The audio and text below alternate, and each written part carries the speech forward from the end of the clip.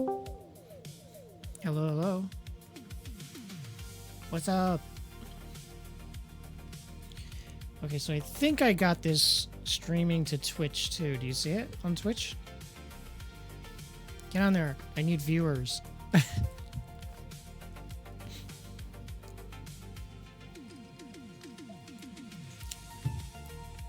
think I got it streaming on Twitch.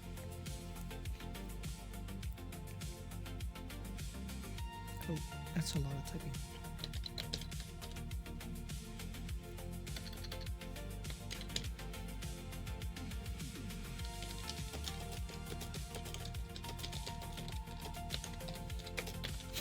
Oh, it's just a Galen.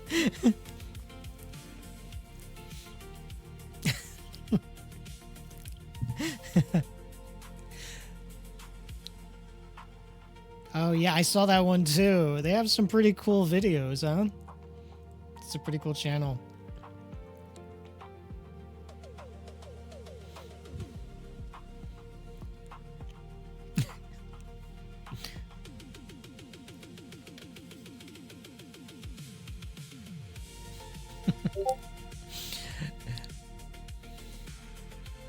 Why are you DMing me? Oh my gosh, I have to keep switching channels.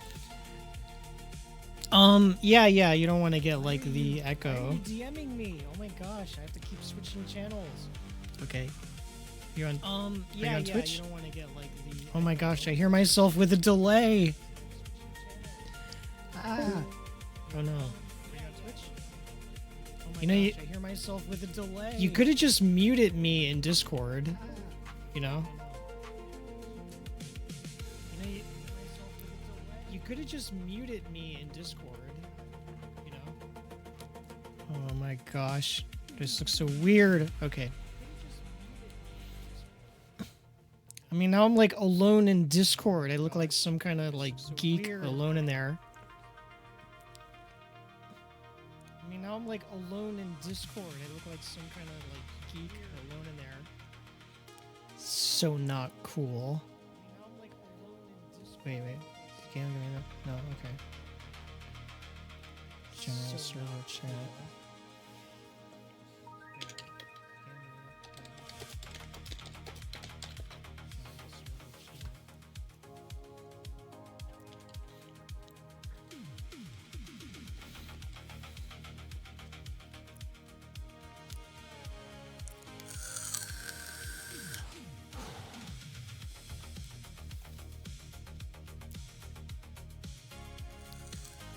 Okay, I have to remember the name of this project. What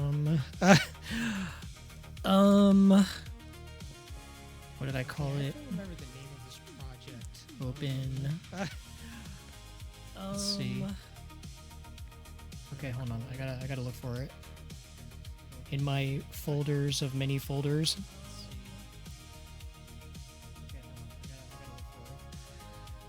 In my folders of many folders. I think. Wait. Hold on. It's not the utility hub. It's called.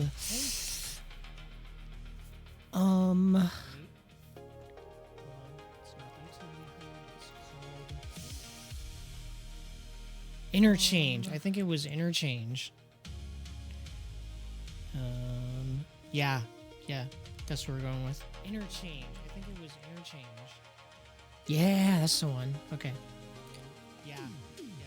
That's what C-Sticks, this is something in 3D.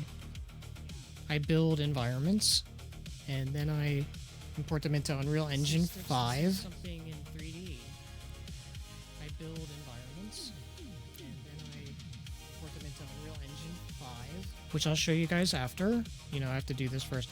What I wanted to do was I wanted to add a stair area here.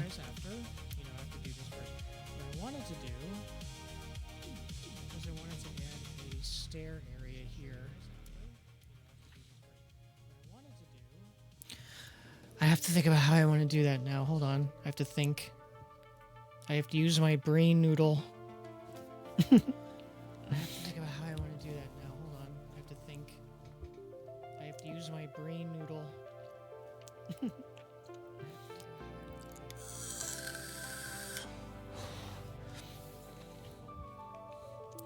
Okay, I think I know what I want to do.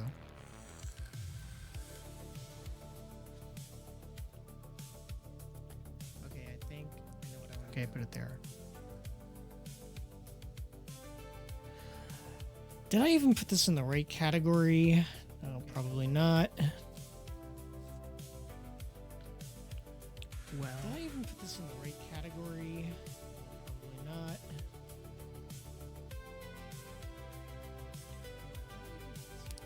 Why is this thing behaving weird? Okay.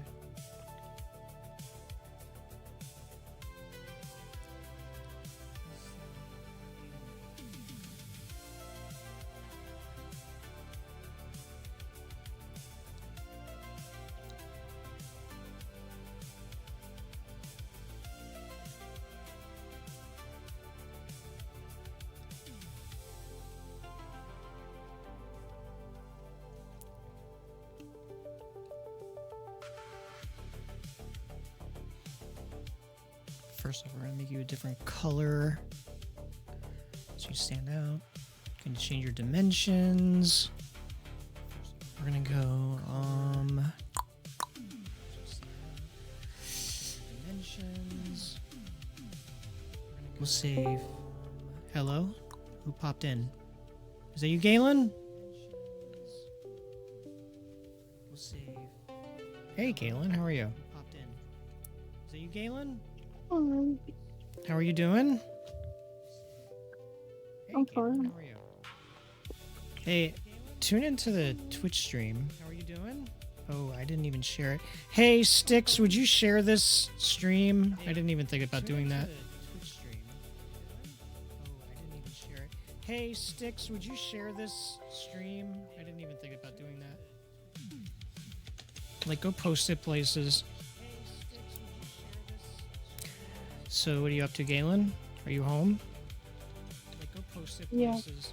Nice. Well, let me pause my music here. So, what are you up to, Galen? Are you home? What are you doing? Yeah. Nice. So, I hit the 50 followers mark on Twitch last night. So, Mhm. I hit the 50, like the one of the prerequisites Mhm. Twitch last night. So I need help from the the Zammy stream team. Mhm. Like, I need help from the the Zammy stream team. So like, what should we do with stuff? Like, I need help from the So like, what should we do with stuff?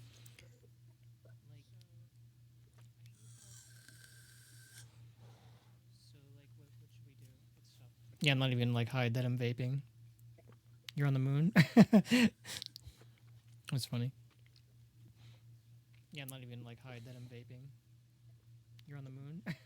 By the way, Galen, one of the friends that helped me hit 50 last night is Sticks. Sticks is watching the Twitch chat, which you should tune into, by the way, because like I need to accumulate a certain amount of consistent views for videos, like even if you're not watching it. Because like I need to accumulate a certain amount of mute myself views, like mute myself on Twitch or in Discord. Sticks.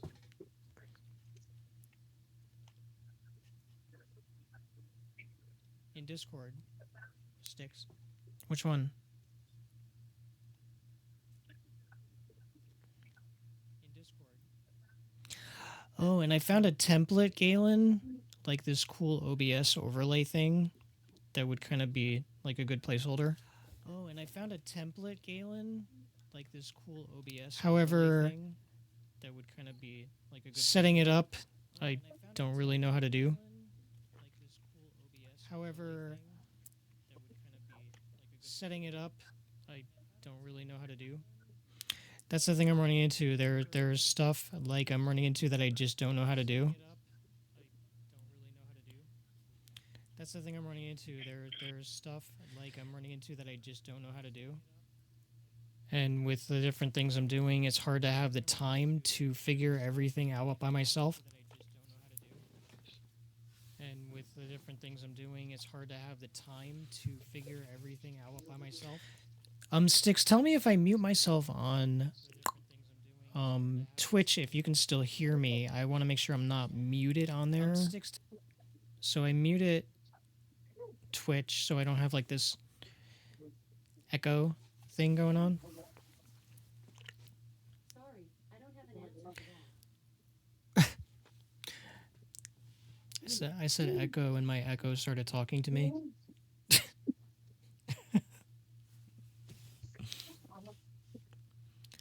Okay, all right, so it's still... I wasn't sure, so you can still hear it. Okay, good.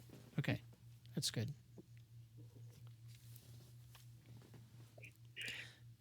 So what do you think we should do, Galen?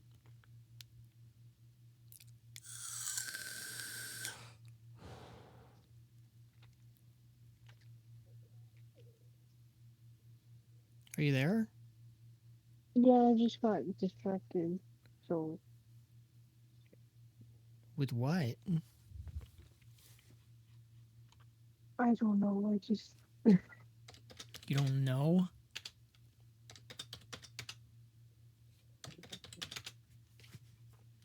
Is it Danny? Is Danny being bad? no, it's fine.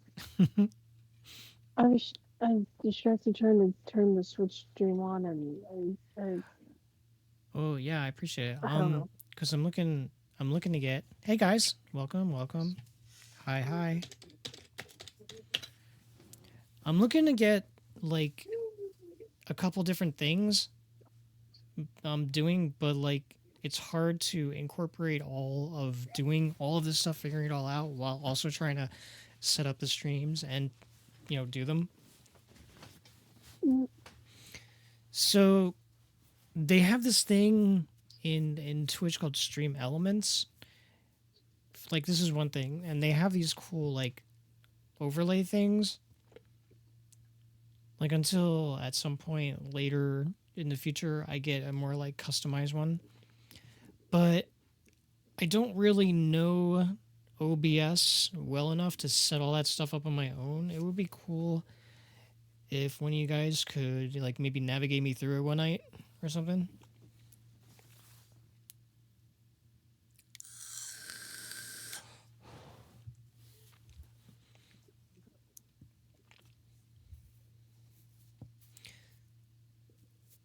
Are you there? I don't know OBS that well either, but Because I want to focus on, you know, like doing the streams, but some of the other stuff is really time consuming. It would be like helpful if I didn't have to go watch tons of tutorials that just eats more of my time. You get what I mean, right? yeah. So yeah, I could use a bit of help with that.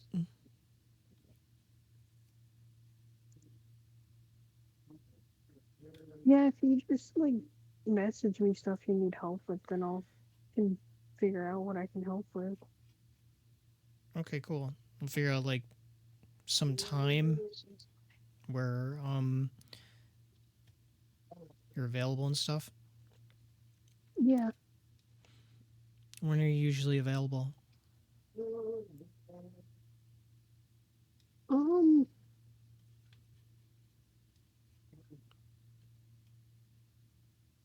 I guess during the week around like this time.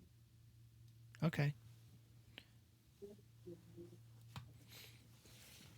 I haven't really heard a bunch from the other guys too. But I figured now that I recovered after like the surgery thing, I should be able to do some of this stuff.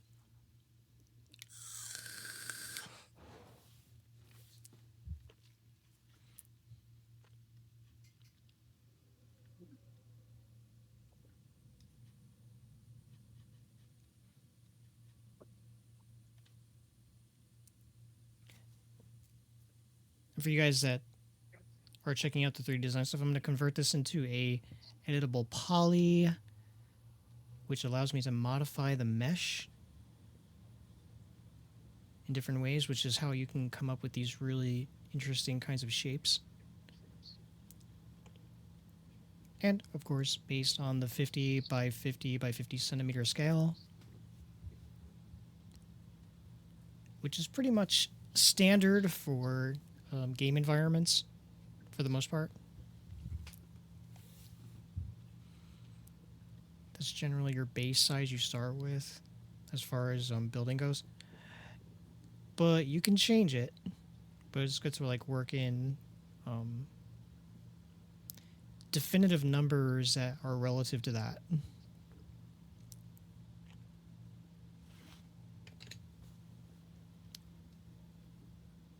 So I can bring this divided up into like 25, 25. But I might actually want to bring it one more. I noticed that when walking the character around, it's easier for him to go up and down the stairs when the measurements are like that, rather than 25, 25, where he tends to bump into it, but the angle doesn't really do that great. Oh.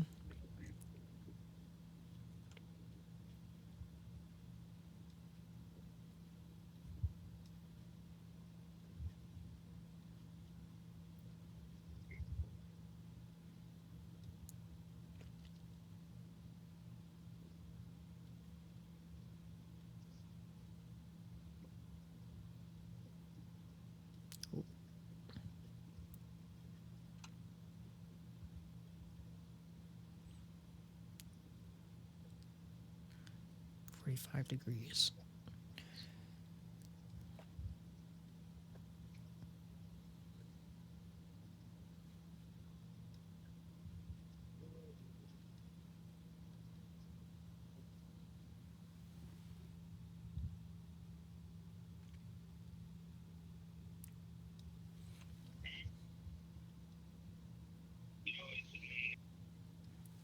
I hear you. Are you talking to Danny?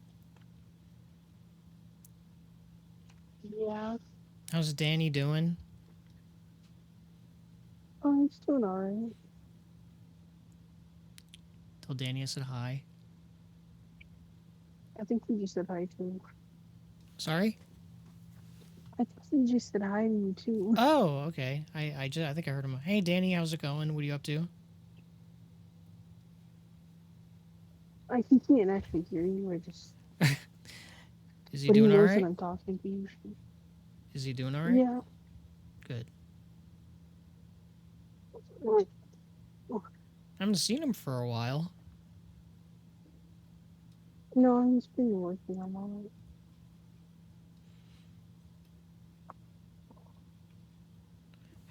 Wait, how long have you guys been together now? It's been a while, hasn't it?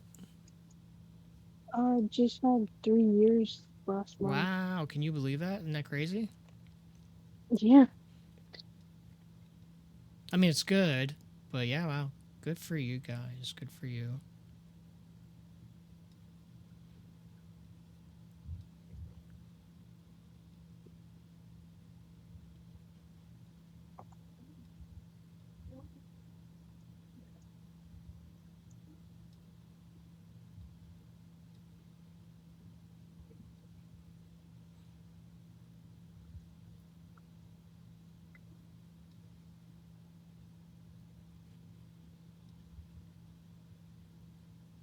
He can hop in here if he wants. He's in this server, I think, right? Yeah. If he wants to, grace us with his presence. Give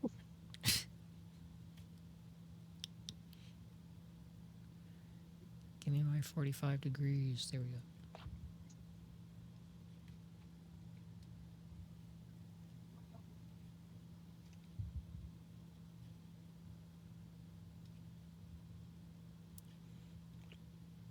This is why I don't play Minecraft.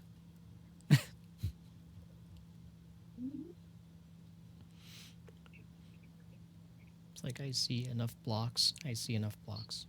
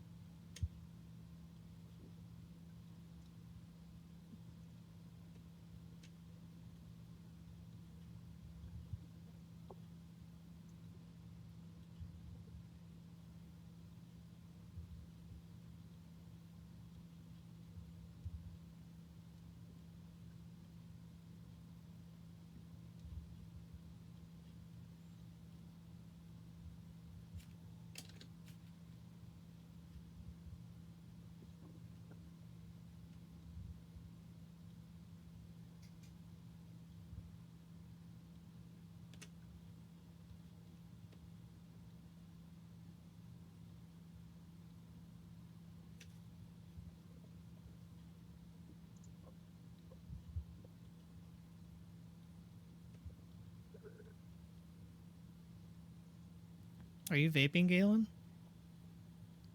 No, Are you sure? I thought I heard vaping. no, it's just breathing. You're just breathing?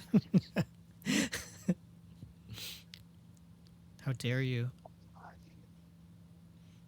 Just breathing.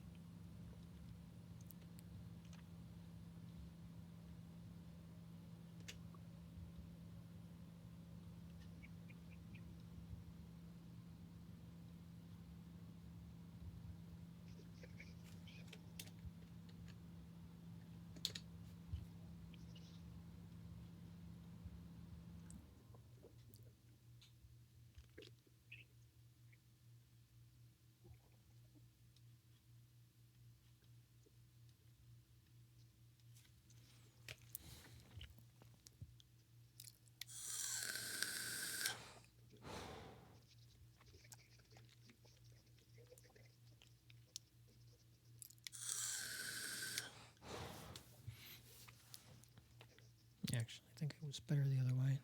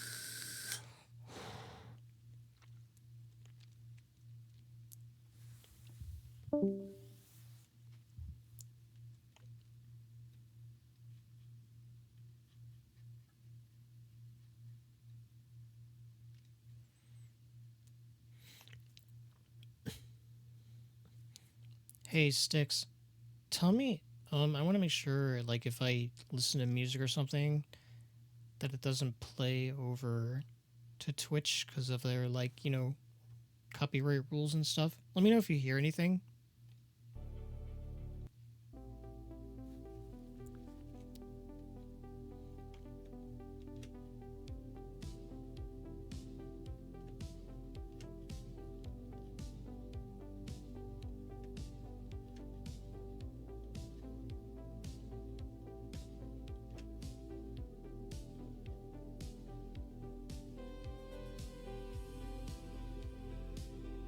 You hear the music? Okay, let me stop it. Okay, I want to test that. Thank you. I don't know how to not get that to happen.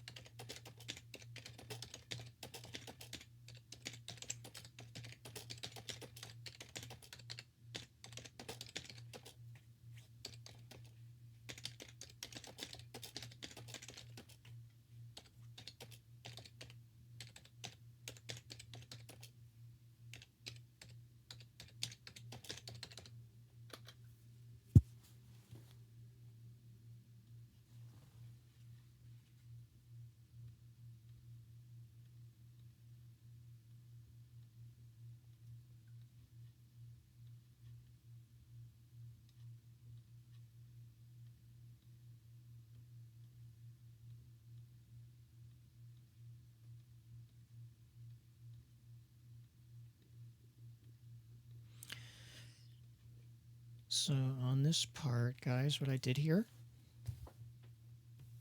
Hey, Cisco, how's it going?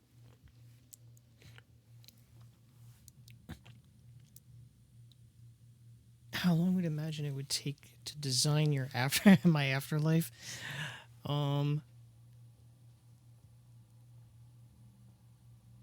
It is. Honestly, that's an interesting question. Philosophically speaking, I think part of the fun would be to not complete a design because kind of the worst thing that could happen is getting bored.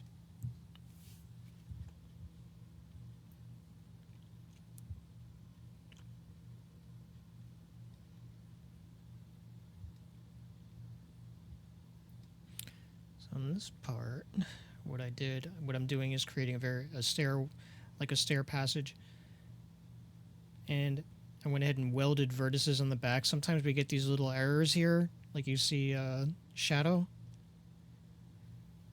And this means that the polyface is back facing on these two.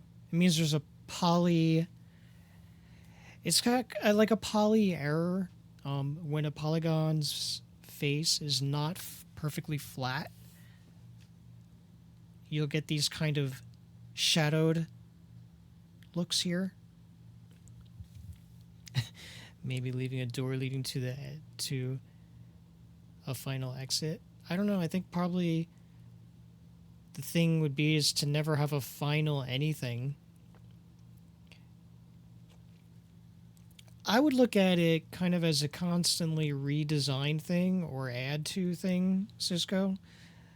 Like, never stopping adding to it. Yeah, exactly. There's a pretty neat movie like that that's kind of similar. It's called What Dreams May Come with Robin Williams. It was really good. Hey, how's it going? Welcome, welcome. How are you doing today?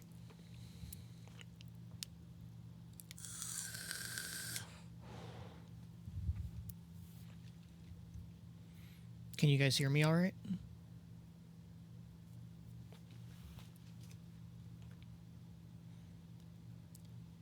So, like, a quick thing I would do. A lot of times, actually, you'll see this happen in games. Maybe you can think of a moment, even on a really good game, where you've been walking around the environment. Let's see, what is the one worth? That's some serious horror there, Cisco. You should write a story. Angel from Vid server.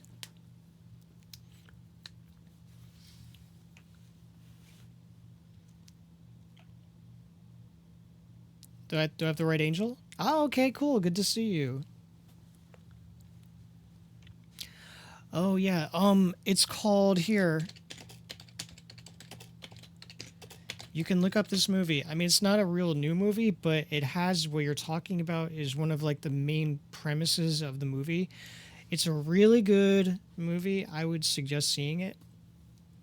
It's not new or anything. You know, Robin Williams died like a number of years ago and stuff, but it's a beautiful story.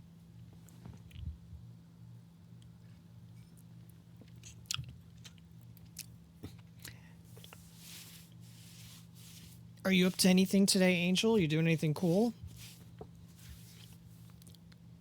By the way, we've got a few people in here. Wow, hey guys, 5 people. That's cool. I think that's like a record for me. Woohoo. I don't want to tell you the end of the movie. It's such a good movie. I would totally suggest seeing it. I don't want to give you any spoilers because it has some really good like story elements. You think you've seen it? I don't know if everybody else in here has. I mean, I know no one likes a spoiler. Oh, okay. Yeah, of course. I'm just doing some environment design, Angel, you know, like for video game stuff. And I try to explain a little bit as I go. Though I'm sure a lot of it, unless you do it, you know, might be difficult to understand or like not familiar. But there's some things that happen, like what I'm talking about here, that you guys have definitely seen in video games. Backface polys, or what they're called. I'll type it.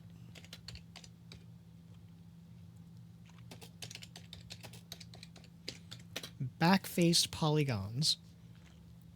So, like here, I'll show you. Like, you see these two? They're backfaced right now, which means that there's an issue. So let me go here. Let me do this little quick thing here. I'm going to do a quick render.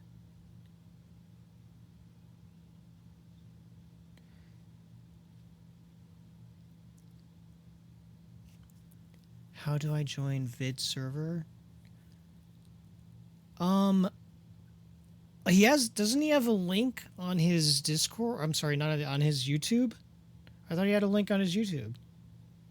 Because he only just recently made it public, Cisco, so I don't know if he's updated it yet. Let me go ahead and I'll grab you a link too. I'll just DM it to you.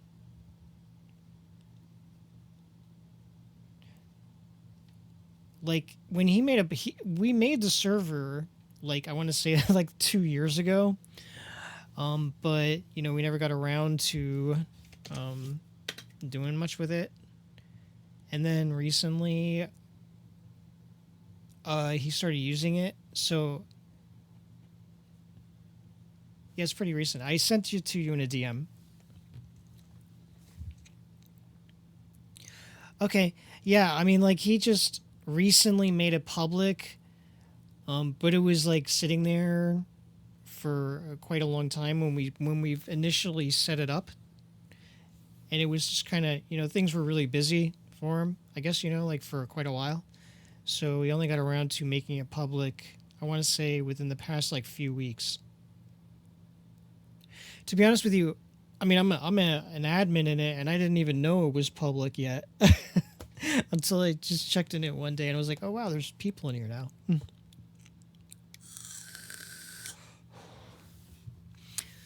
So here's the example of the thing I was talking about. Like, you see those two blocks down there that are kind of weirdly shaded? Now I did a render, and you can see that here in the render. These two poly faces came out weird. And you've definitely run into this in video games.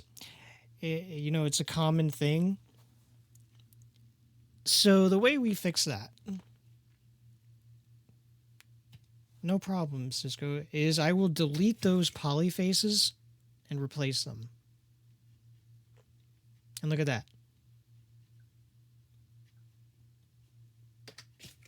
By replacing them,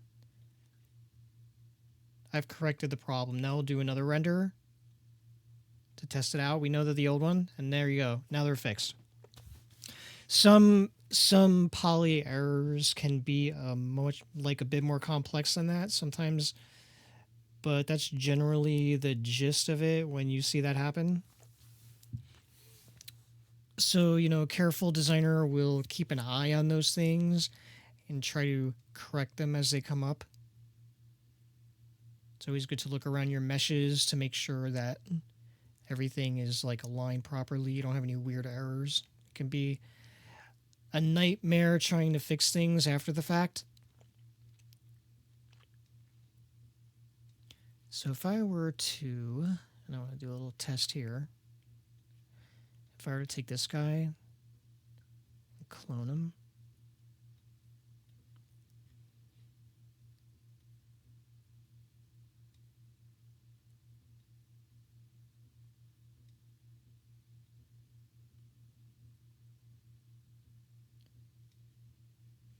How many more would I need?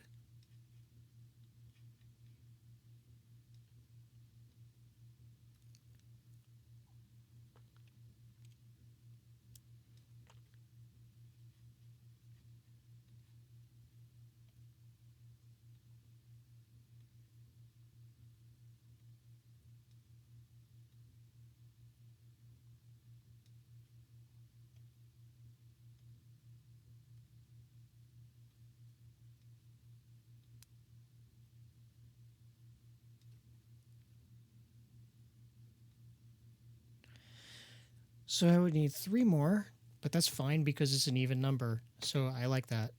The only thing I want to make sure I have is this extension going out so that there is not a weird thing like in between these two. Strange thing about Unreal Engine though too, it does not like cloned meshes. I don't know why. I think it's some kind of weird error in the program in Unreal 5. But like if I were to clone this in here, like make a copy of it in here and put it next to it where there's nothing wrong with it, if I moved them both into Unreal Engine, the one I cloned will have all kinds of weird distortion errors. Not sure why that is. There's nothing wrong with the meshes. It's just that there's some kind of weird, probably coded interpretation. I'm not sure. They just have never gotten around to fixing it. It didn't do that in Unreal Engine 4, but it does it in 5. And it's like kind of done it forever. So it's just one of those things. So to keep these consistent, and so you don't have to make like a million steps, you do things kind of like this.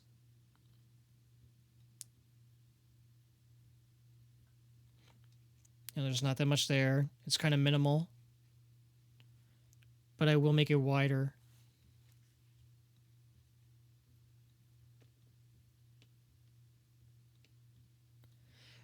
When you do things like this, it's called when you make like a, you know, like one thing so you don't have to make a bunch of repeats of it. It's called kit bashing.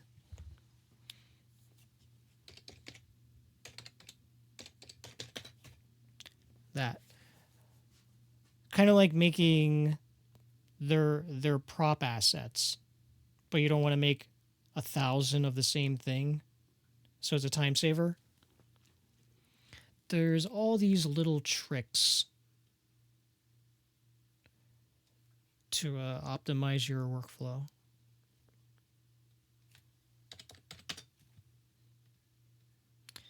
So I will make this, that's 2, 1, 2. I'll make it 4 across. Well, 3. 1, 2, 3. No, let me do 4. Yeah, okay.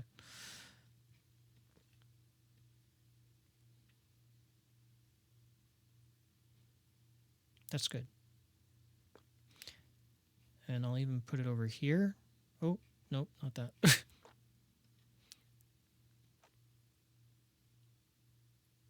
So it's not, it doesn't like become cumbersome on the player pawn. So it's like there, but it's a bit out of the way. So the player, when they're walking around, can navigate around it easily without having to bump into stuff. And we will call this, let me see what I have the other things named in this file. Int glass case, int glow T5, and ladder, int underscore, okay. So we're going to go with my fancy names. We're going to go int underscore stair. It's AIR, yeah. Stairwell. Oop. T1. I know that probably sounds weird, but it actually really helps when you're doing your designs that you name your meshes. This is pretty cool and relaxing. Oh, hey, I'm glad you're enjoying it, Angel. Yeah, you know, it's just it's kind of like an impromptu thing. Since I was doing it anyway, I figured I'd hop on stream, you know, for people that like to watch this kind of stuff. I mean, everybody plays games, and, you know, like, I know that people have, like, if anything, a somewhat passing interest sometimes in, like, how the stuff might get done. So this is just some little examples of that.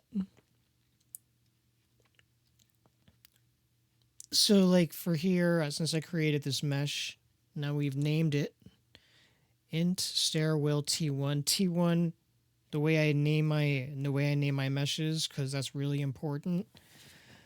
It's like naming files. You don't want to run into a problem where you have a million files with randomized names. You want to make sure you name everything very specifically. Oh, thanks. Thank you, Sticks. So, like, this one, int, first part of the name is for the main file name, which is interchange. So I did int underscore, of course, makes sense, stairwell, and then T1 refers to type 1. A Gmod game map. Oh, you could, yeah. 3D Studio Max is one of the most widely used programs for game environments. It's made by Autodesk. There's also like Maya. I mean, you have other programs too, like Blender, that a lot of people use too. A lot of people use Blender because it's free, open source, and it does have a lot of stuff to it. But I learned my stuff on 3D Studio Max, so this is my program preference.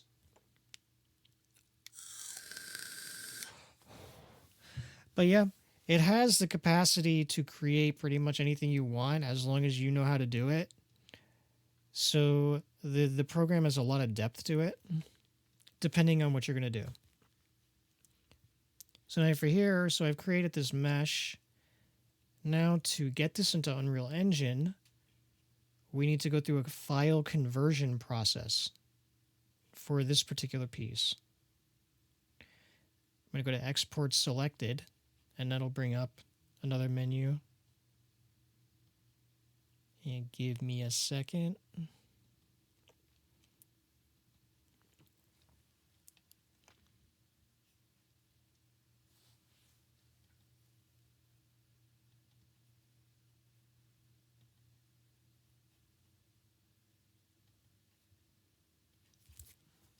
Okay, so the file conversion type from a dot 3ds file will become a dot fbx file, which is kind of like a universally acceptable form of a file for a 3D object to move between programs. I guess you could think of .fbx file is like the JPEG of the 3D world. They pretty much can be opened in any kind of 3D program that can interpret 3D files. So it's like a universally used file format. And I'll just name it what I named the other thing, int underscore stairwell T1. And these are different parameters. These are already things I have set. I'm not going to explain them because a lot of it wouldn't make sense.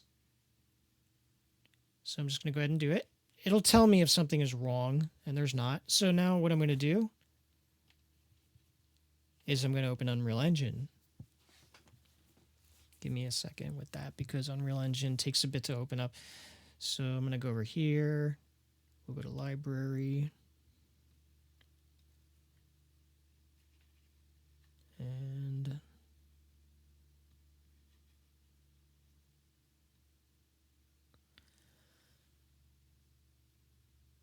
there we go.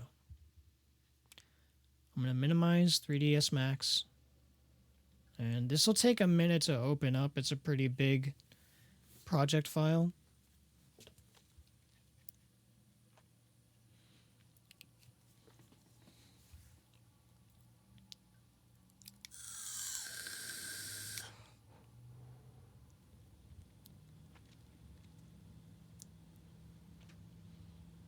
I'm doing this in Unreal Engine 5.5 version.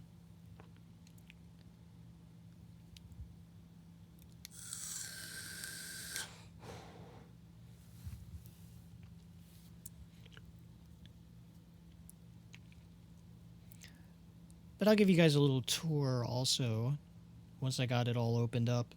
And I'll show you then how we import a file, convert it into a mesh that can be, has collision and is interactive within the game environment. There are different ways you can do that. This thing will be like a static mesh by the time I'm done with it. And then I'll place it, and then we'll do a little play, a test play. And that'll show you guys like what exactly the thing looks like right now while it's still in the building phase.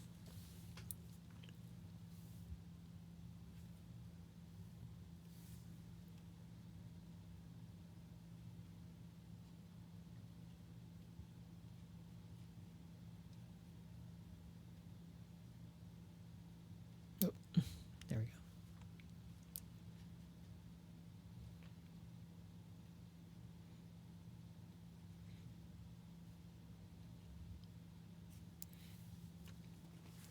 Okay, it's at like 70, 95%.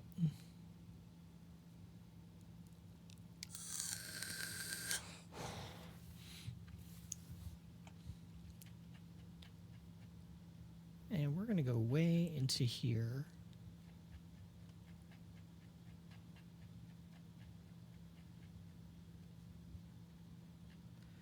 Because this is where we're putting it.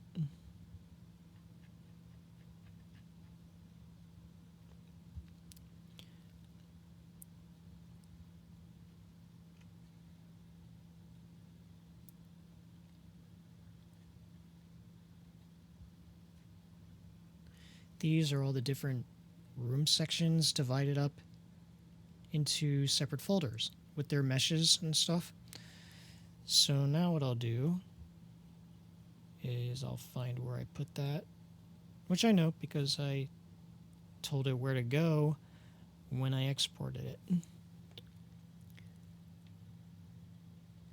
This stuff, so you don't drive yourself crazy with it, it's always good to have really good organization.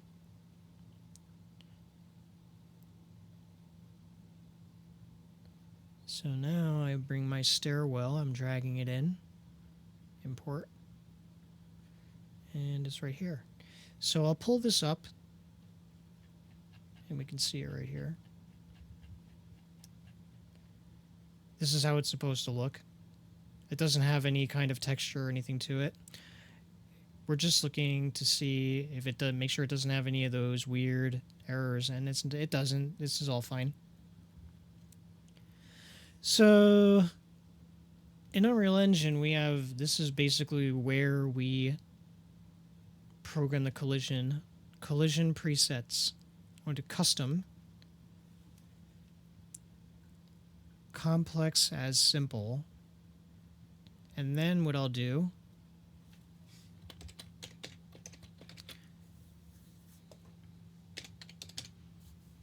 is I'll find the corresponding mesh file. Select it. Save. Now the collision for this stairwell is matched exactly to the mesh itself. So it's not cheaply done, it's done precisely. And then we'll take this into here. And this will be a little bit of a thing since we're kind of way over here. See, where did you go?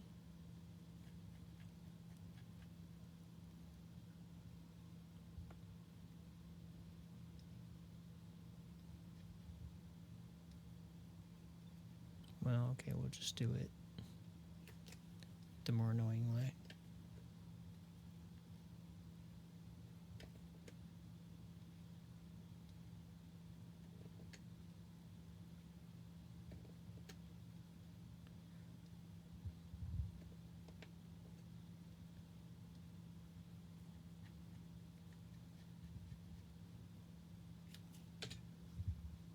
Yeah, put it way down there. That's weird.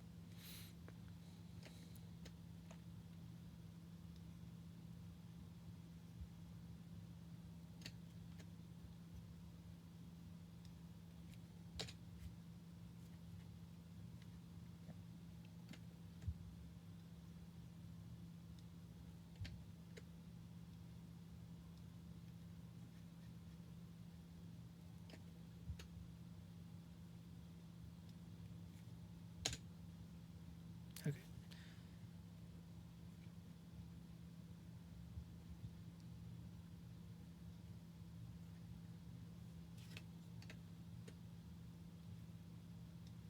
It's kind of where we want it to be almost.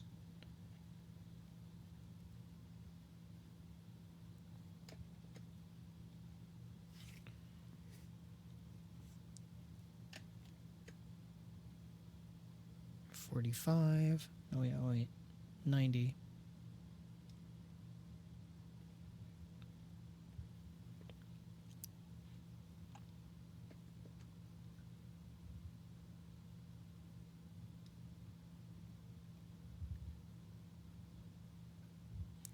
When I say 3 of them, no, first, hold on.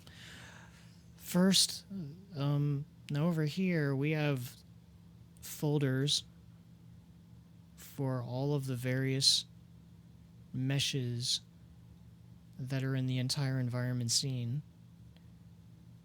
And I, of course, divide them up based on their room location name to keep it organized. And then ones that are not part of it, like directional light, exponential height fog, post-processing volume, these other default assets that come with the file, like the file setup.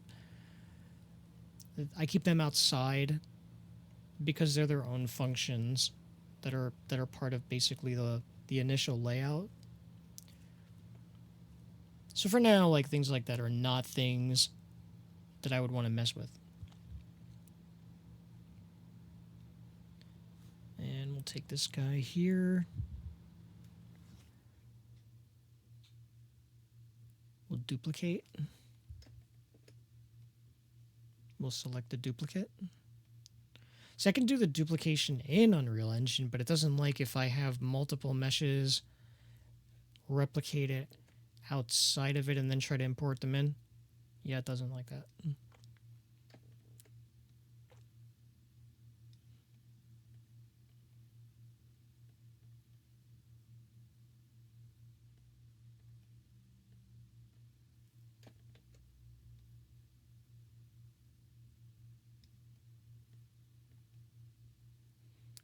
Then we'll do one more.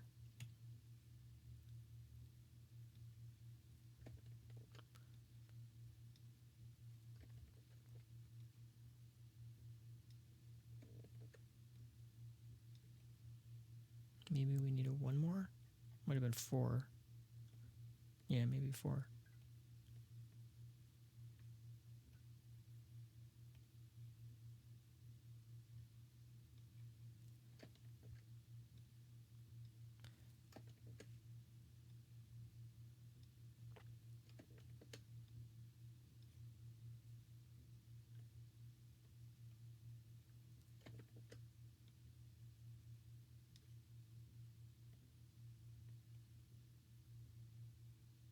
Okay, so it's like it's close enough for test purposes.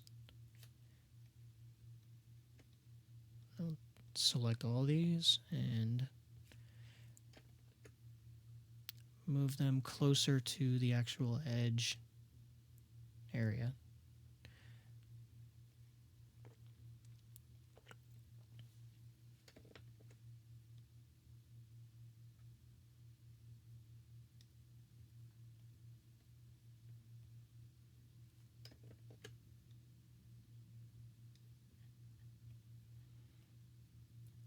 And I'll just throw, for the purposes of like just having something on it, I will just throw a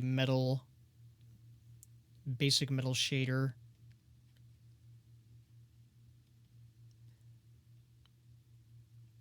And then we'll go and test it out.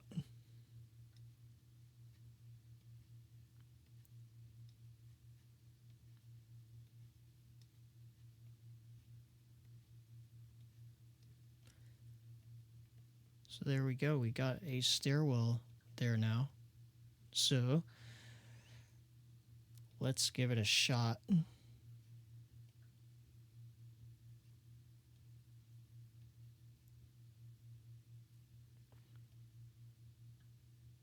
That's a high one. You have to eventually get some ladder physics.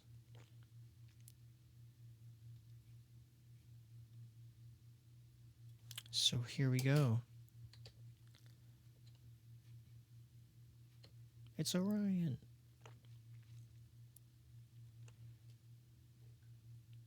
Don't make fun of his run. I haven't fixed it yet. It's just a placeholder animation.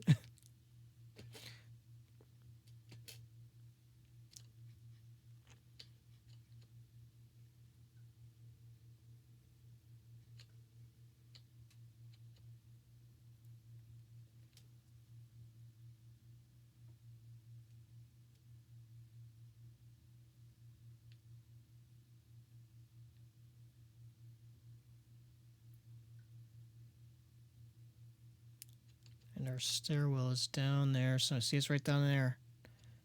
So let's give a wee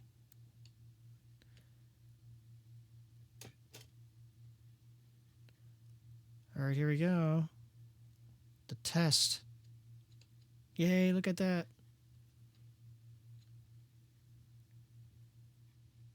And he's got the leg physics, so... You know, if you stop... Okay, not perfect, but close enough.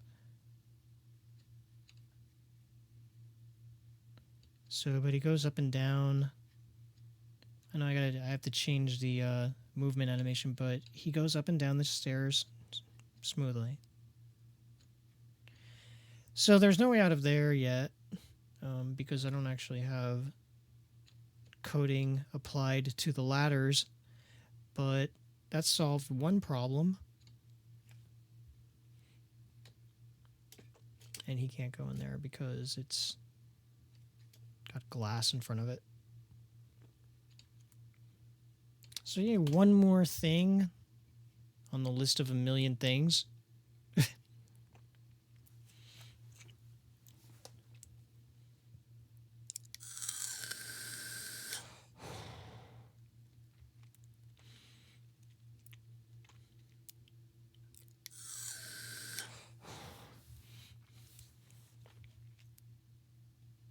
the Ladder Pro has anything in here, content.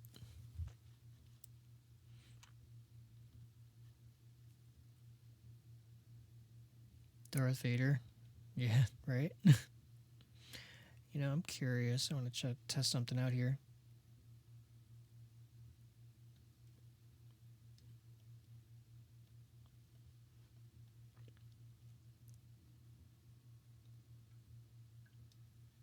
Like if I put this here, I want to see if Orion can interact with it.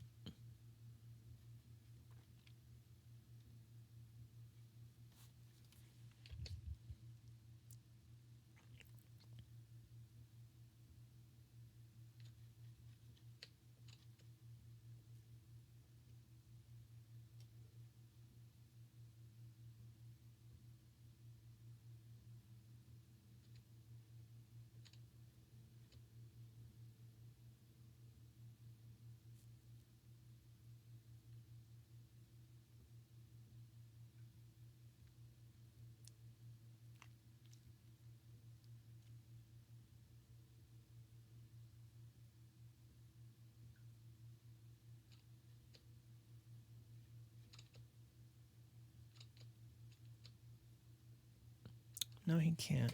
So,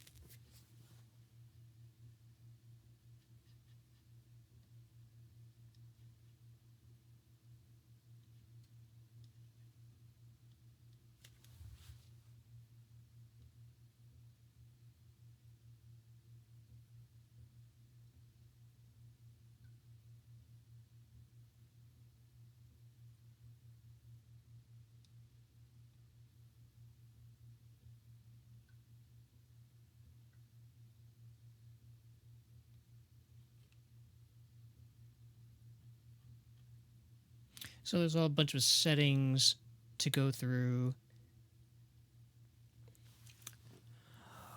Let's see, what kind of powers protector do you have since you work on so much on your computer? What kind of powers? Power protector? Do you mean a surge protector?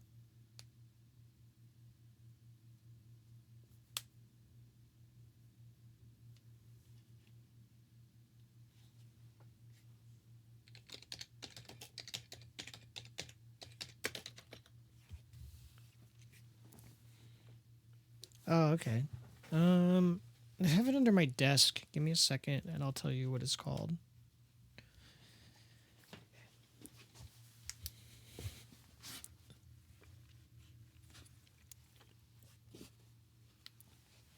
have two.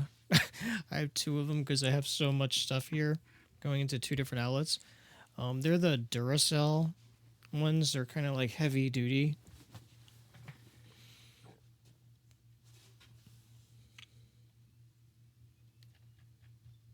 Basically, if I kind of need them, because can you imagine if I was in the middle of doing this stuff and say there even was like a quick power flicker, that, can sometimes shut your whole computer down. So I kind of need them.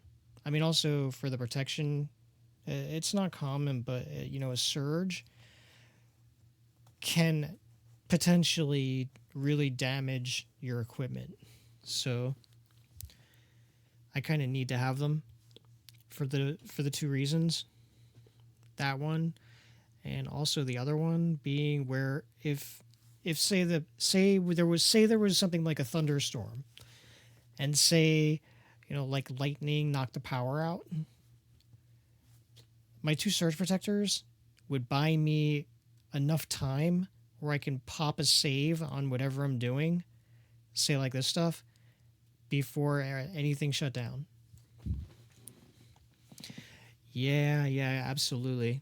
I mean, because even if you were to like do, say, like with this kind of stuff, if you were to do like 10 minutes worth of work on it,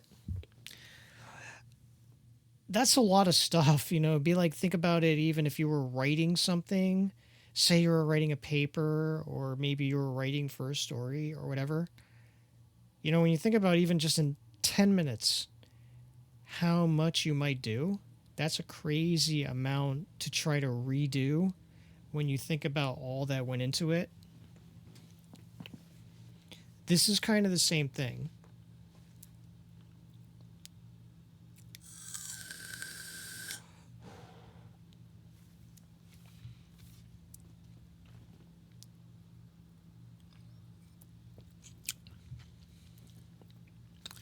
There are some of these things I actually can't do on stream, like some of the BP, the blueprint stuff, because I really actually need to be reading some kind of, like inputs for it.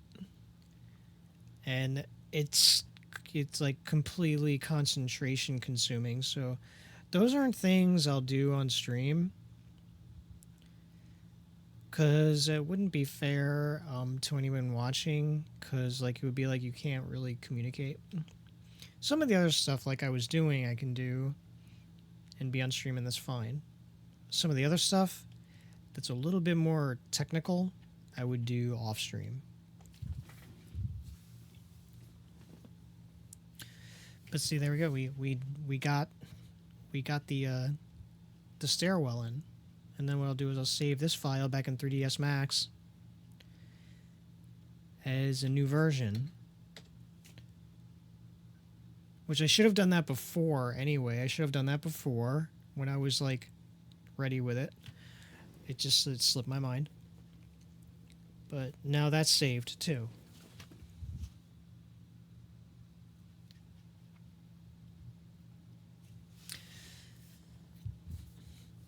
So I'll see you. Hey, welcome to the stream. I'll see you now. Would you guys like to see me run around this area? I've been, like I said, I don't really have many inputs for the character at this point. It's mostly running and jumping. There's no like battle stuff. I don't have the combat system included in it yet, which is, by the way, a really cool system by a team that I know and I'm friendly with. It's called Tempest Combat Framework. I'll type it in there.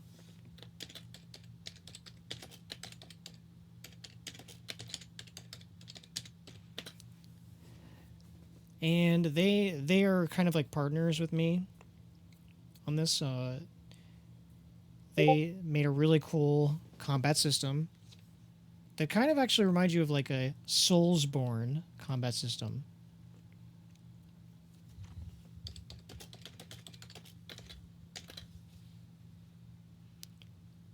Sorry, I had a message.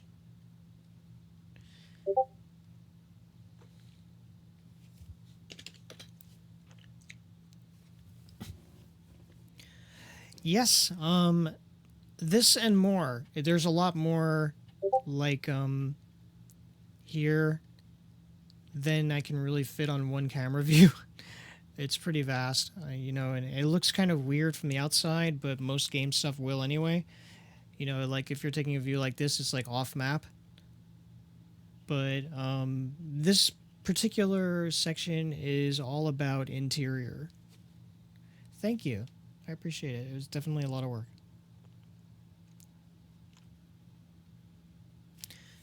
So, I mean, I can do a couple of things like that. Well, it's kind of limited. I can run around in the map if you guys wanted to see it. But like I said, I don't have, you know, there's no like enemies or combat systems set up inside of this yet. It's still, it's based on about how much time I can put into any one thing at a time. I have to divide my attention a bunch of like around a bunch of different things. So I have not had time to do all that yet. Because it's like a deep dive process.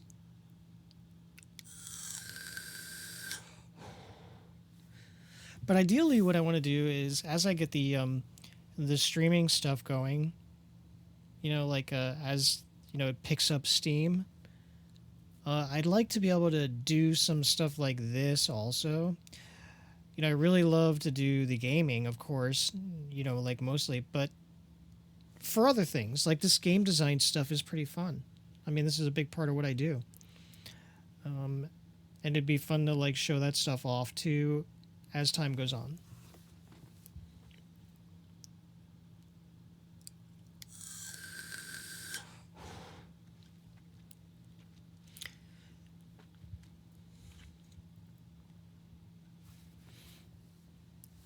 And for any of you who played like, you know, play Phantasy Star Online 2, you could definitely see there's definitely inspiration in here. Do you ever build on my... You know, it's funny, Cisco, I was just telling, when I hopped on, I was telling a couple people, because this is what I, you know, this is what you build in, which is basically blocks, that I don't want to play a game with blocks. Because it's like the same kind of thing. So it was like, I said to someone when I first hopped on, I was like, this is why I don't play Minecraft, because I look at blocks all day anyway.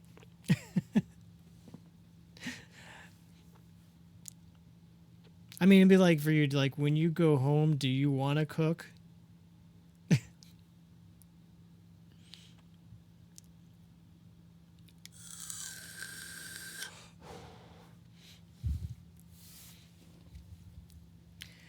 Yeah, you know, I love gaming, but I don't want to like play a game that's very similar to building a game when I already do that. I kind of want to just like pop in a story and just play, you know.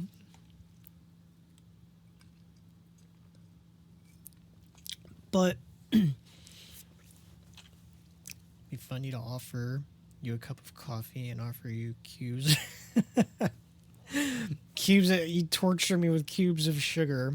I'll know it's you. But I mean, but also like games like Minecraft, Roblox, there are also like those things like RPG Maker. Those are really fun and cool for people who want to dabble with like elements, I'll say, like some of the more superficial aspects of building stuff. Because they can, you know, create things without having to worry about all the different hassles of like coding, complicated stuff, or, you know, what you'd think of as the really like the nuts and bolts of how to do it. Games like that, they take a creative approach, so players can hop in, they can play those games, or I know a lot for like a lot of people, something like Minecraft, they love the world building aspect where they want to go in, they build stuff, and it's kind of simplified, which I get. That's cool. That's cool. I can see why people like that kind of stuff. It's just for me, I already do it on this end. I don't want to have to do it on a game end. That's kind of why I don't go crazy with the create space in New Genesis. I kind of do some basic stuff, but it's a similar thing. Like for those of you that play it, New Genesis has a pretty complex and pretty innovative sandbox system for the create spaces, where players can go in, they can create all these different kinds of environments, and kind of just put the stuff together. And it's kind of like a similar thing to that. It's not just blocks though.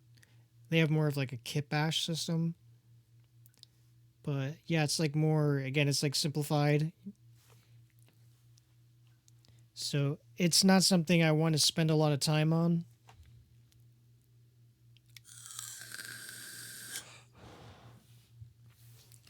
But I've seen some really cool ones. Definitely there are some people that go build a lot of really creative stuff with that.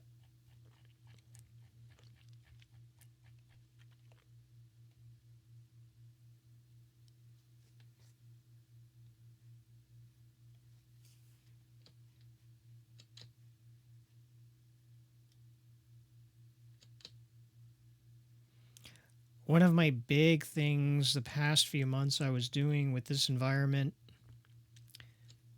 was installing convenient stairwells.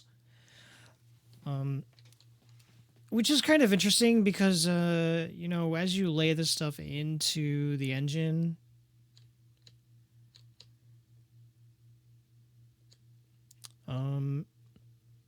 some things might not like immediately occur to you. For instance, like, I went back and did a bunch of redesign because of adding these convenience aspects for getting around. And also making sure the ones that I did build in were like the right scale and size for navigation. But yeah, sometimes, you don't really think about it. So I went back and I made a bunch of adjustments, adding different passage routes so the player can navigate through this kind of like open mall area and get up and down.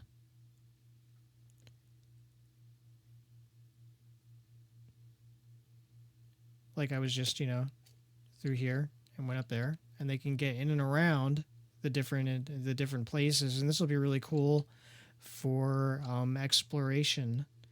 I mean, the environment for this entire area is really big. I wanted it to have like a very, very Metroidvania aspect where there's re-exploration quality later on.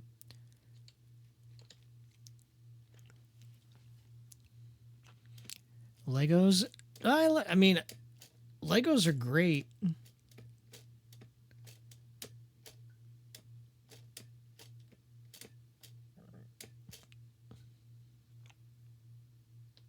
They're just like, I don't know, they're really expensive for some reason. Like this was a stairwell innovation I added here because I wanted to be able to, there's another way to get through here, but I wanted the player to have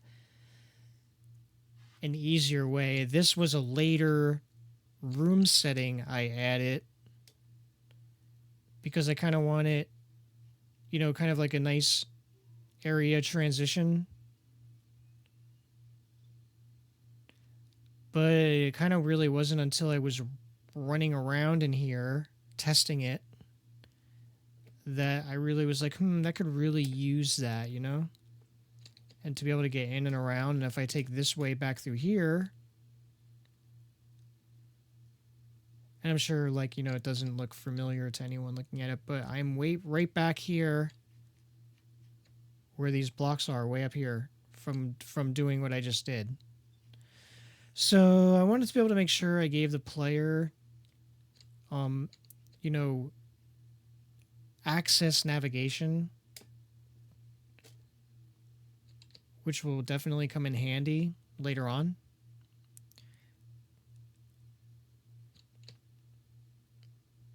But yeah, big environments that have a lot of exploration quality, players love that kind of thing.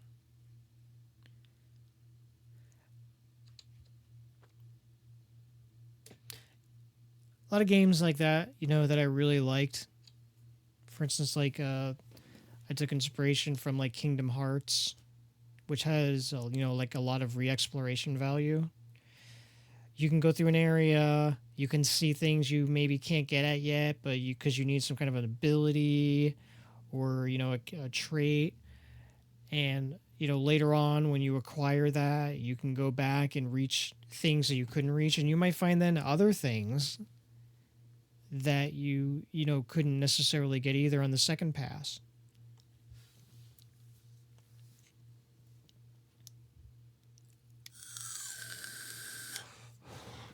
I mean, this is just really, this whole area is really just where the player starts. There's so much more to it.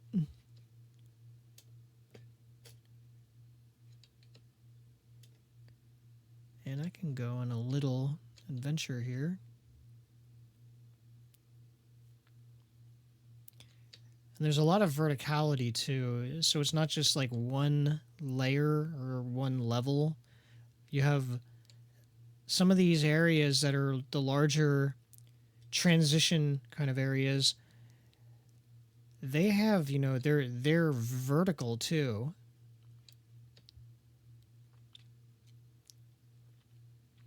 It was a pretty incredible thing putting this all together, getting it from, you know, the conceptualizing to function.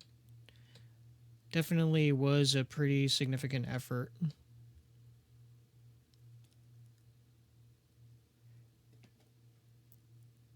I was actually surprised at how much of it went as well as it did initially, because, you know, a lot of times you can expect a whole lot of issues, and I'm not saying that there weren't occasional ones, but by and large, a lot of the stuff went together well. I had to do many, of course, like minor tweaks, and obviously there's still some. Oh, I fell through the map. Wait, what? What happened there? Speaking of errors, right? I fell through the map. I must have.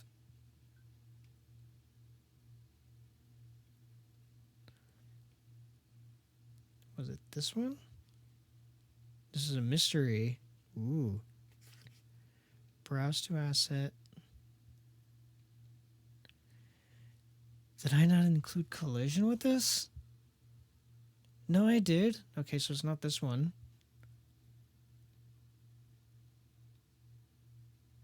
Well, I wonder what he fell through.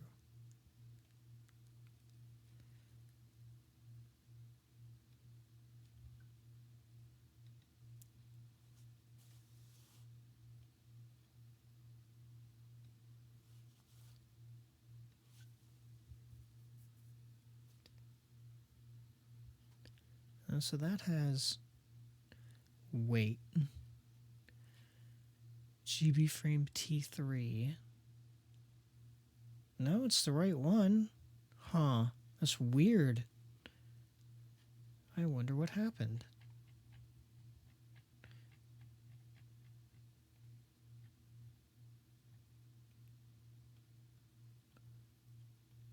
I wonder what I fell through.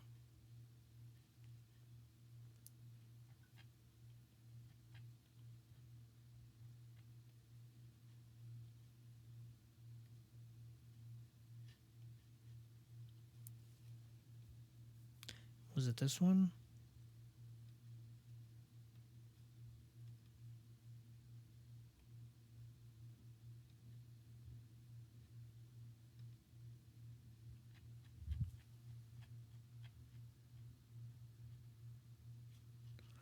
It's not that one either. Huh. I'm kind of curious. I want to go back in there and see what I missed. Since I kind of just like fell through the map, that means I'm missing something, or the placement.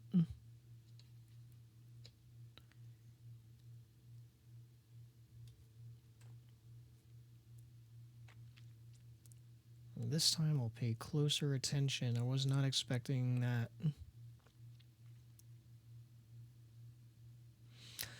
But it's weird because all of the assets there, they have applied collision to the proper meshes, so I'm curious what exactly is going on. I want to see exactly what I'm falling through.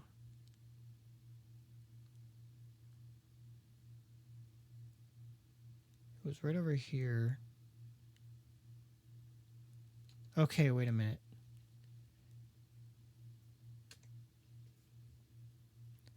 So if I go directly up, it's not that one. It's this.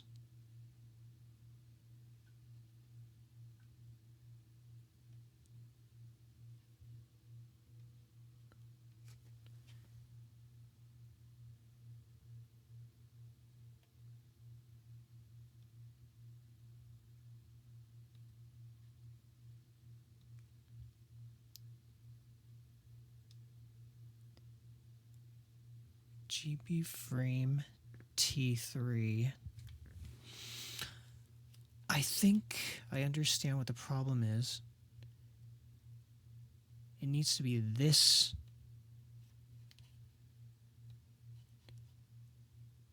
Which means that I need to do that on this one too.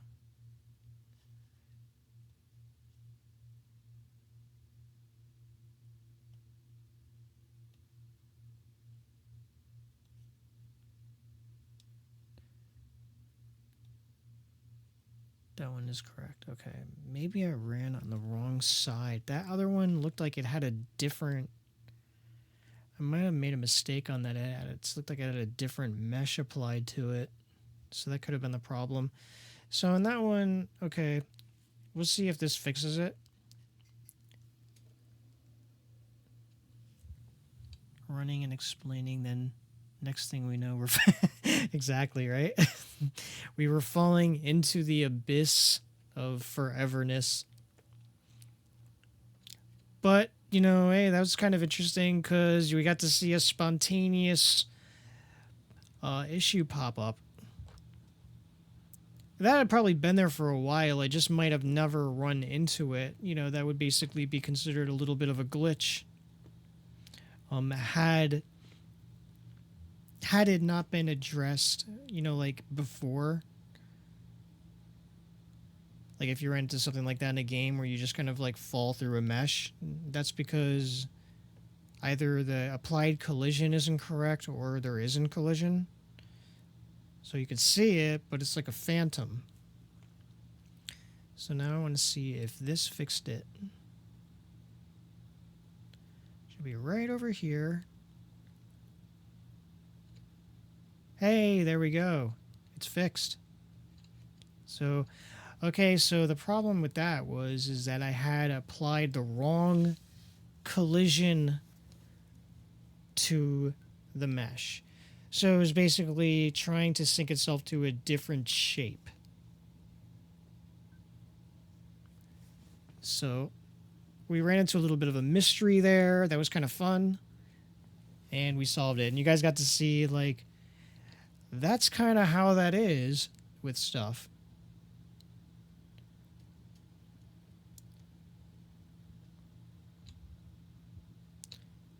There's not a lot over here, of course. You know, a lot of this stuff where you see passages that are just kind of off into nothing, that's because I haven't blocked them off yet. The object here is not everything, not every tiny itty-bitty thing is going to be traversable. It's mainly the areas that I have shown access to. These ones that have, like, nothing at the end of them, they'll have like a walled off door or something, because the object of that is when you're creating atmosphere. I don't mean like dust particles, or I mean the atmosphere of the environment, like this, the scope of it. You want to be able to make some things accessible, of course, but then block other things off. And you guys have played games like this before. It's pretty much every game that has any kind of environment where you can like freely run around, and you'll have the occasional like passage or room or building or whatever you can go in, but you can't go into every single one. And that's kind of the same principle here, is I'm creating a vast atmosphere, but for the things that are not going to be accessible, I'll have like inaccessible doors or something like that, but it still gives the player the sense that these places are there. You know, that creates that kind of vastness atmosphere. So that's mainly, and here we have another fun room, which purpose I will reveal at some point later on. Okay, there's definitely some Tron influence here. Also, guys, I don't know if you noticed that. There's some Tron influence going on here. Tron and PSO2 were definitely a big part of my, spirited inspiration. I really like the idea of the kind of like, I call them in my game, I have a name for these glow things. They're called Lee-line, energy Lee-lines. And you see them in other things too. They're definitely in PSO2. There's a bunch of that stuff like similar. And you see stuff like that in like Tron too, the glowing lines. I definitely love that as a kind of aesthetic. There's something about the metal and neon stuff that I really enjoy. Yeah, you're absolutely right. I mean, it's definitely some of the influence. But I really like that aesthetic. I think it's pretty popular aesthetic. And then there's other stuff like this that's different. There's entire like sections that you can pass over and see other things going on. Not all of it, but enough to give the player, the whole point is to give the player the sense of vastness. Some of these areas definitely really do intersect, while other ones will just kind of tease at things. And I always really liked that in games. Games that pull off that sense of immersion is part of why I love doing environments. That sense that you're in this vast complex was one of the things I really wanted to carry over for my own project. And it definitely is vast, I'll tell you that. I definitely went... I didn't hold any punches when it came to scale and vastness.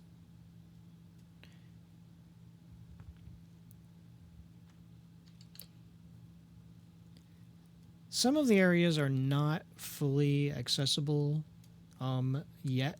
Oh, that's something I should fix too. Like, yeah, okay, we can go on there. Like, you see, like, these passages that are just going into nowhere. Like, I'll have them walled off with, like, closed doors.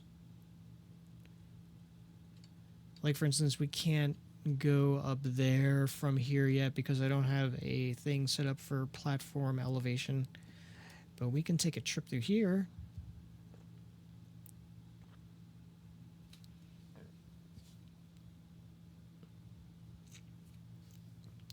This will be fun when there's like enemies to fight and everything. It'll be kind of really like it'll feel really good for the player. The combat.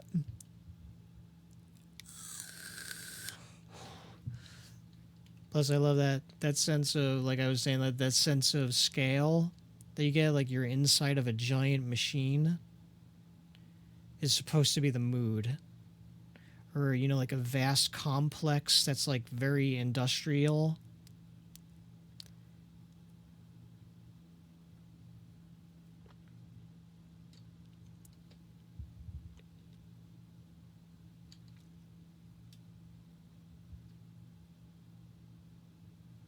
And definitely sci-fi.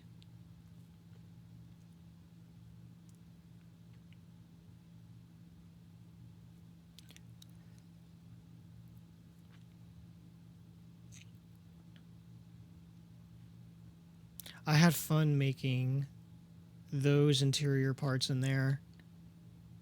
That was one of the last things I did. So, like, as far as full-on environment integration, so I kind of remember it more clearly. But I went a little bit crazy on making those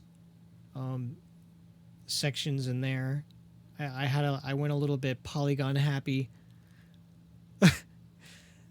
because I was like initially going to make it more simple, and then I kind of got in the mood for it. I had some good music going, and I ended up making it really complex. Unnecessarily so, but I think it looks nice.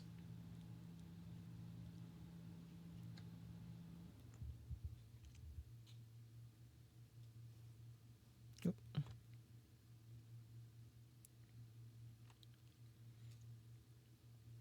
But we can get around. We have the platforms.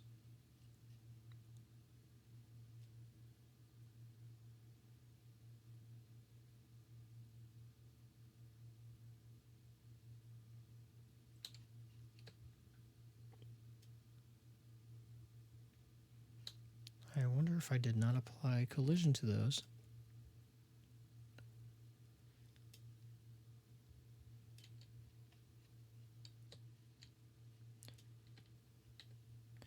That's interesting. Give me a second here. So, let me see this here. Vent our lattice. Okay. However, I don't need to apply individual lattice type of collision. That would be kind of insane. What I could do...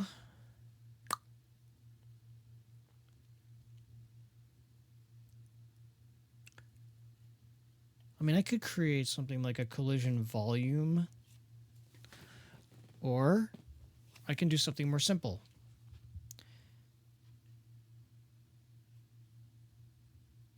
Did I import anything with those? I might have.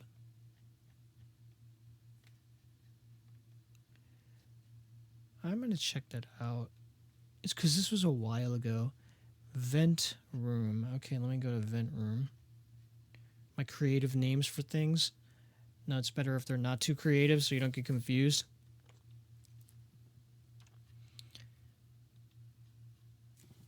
All right, let me look at this in here. Vent glass.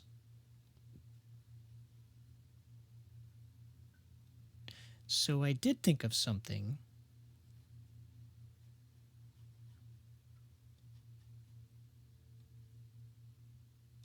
Okay, I did think of something.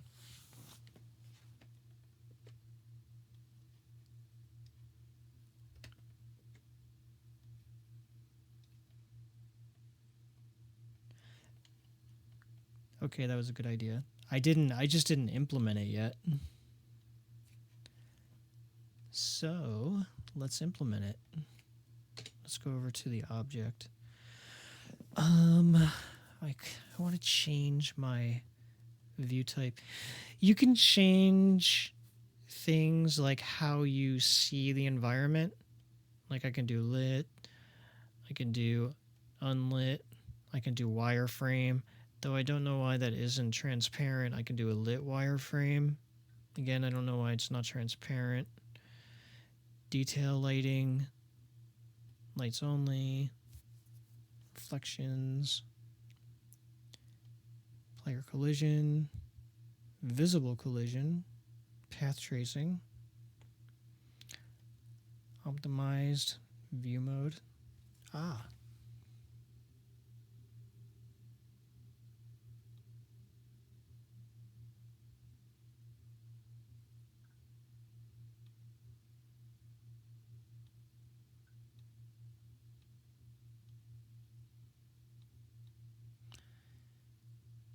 Okay, we don't like any of that.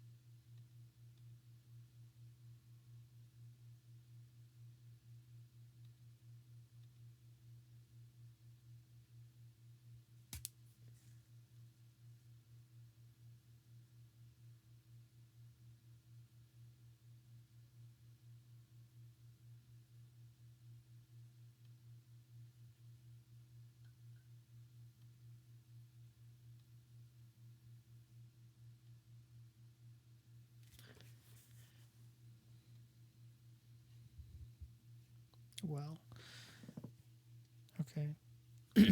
That's kind of weird.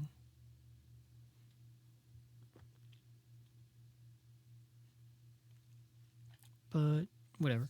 So, anyway, sorry, I got kind of tied up in the different options.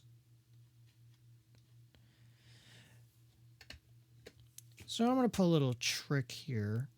So, basically, what I want to do is get this bad boy so that it fits.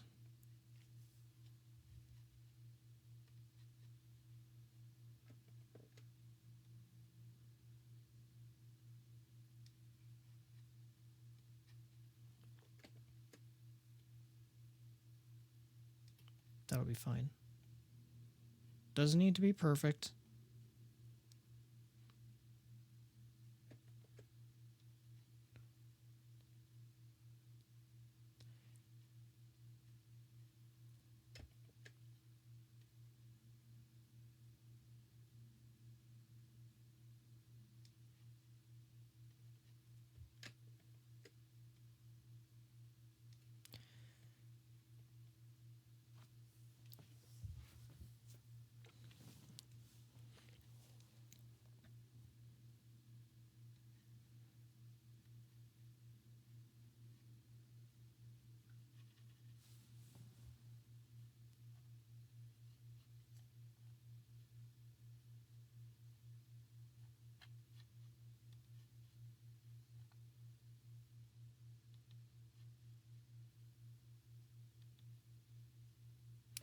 I don't want any coloring.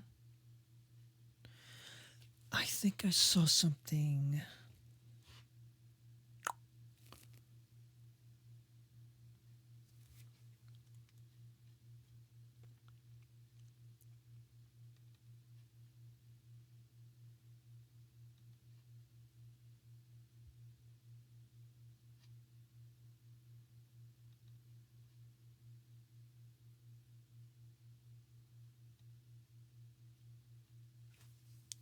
Yeah, that'll do.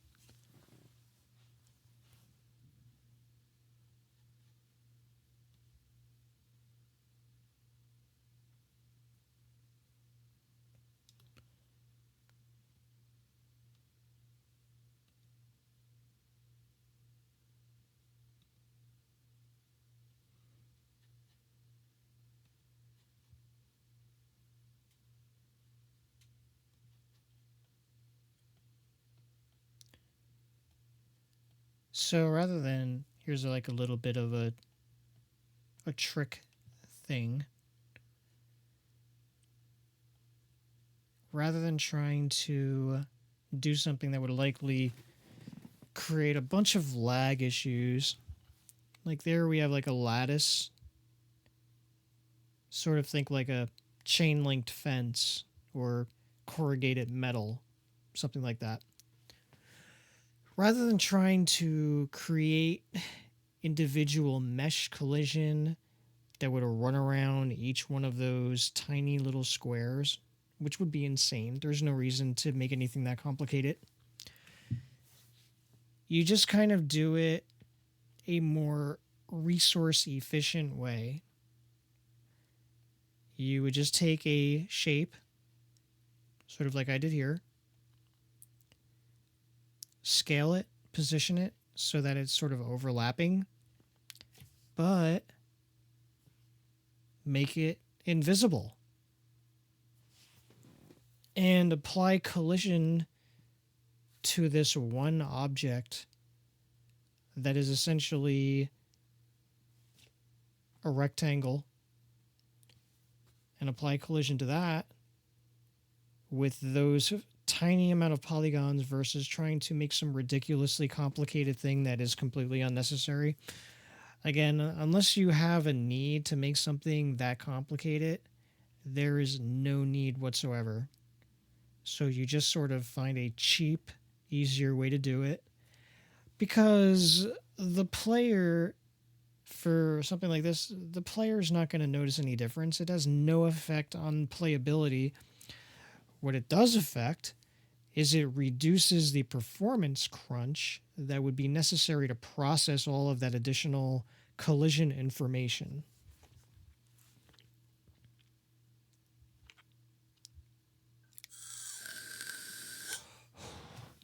So now, and I don't think, well, now if I walk Orion all the way over here, again, it'll take a bit to get there.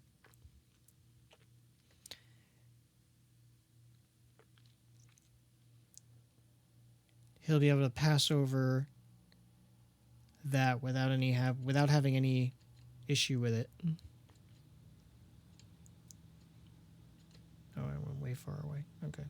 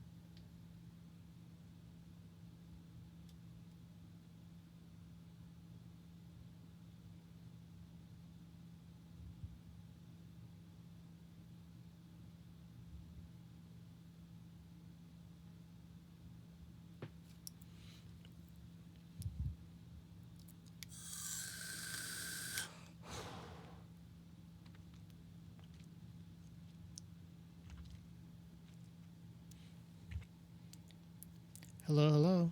Welcome.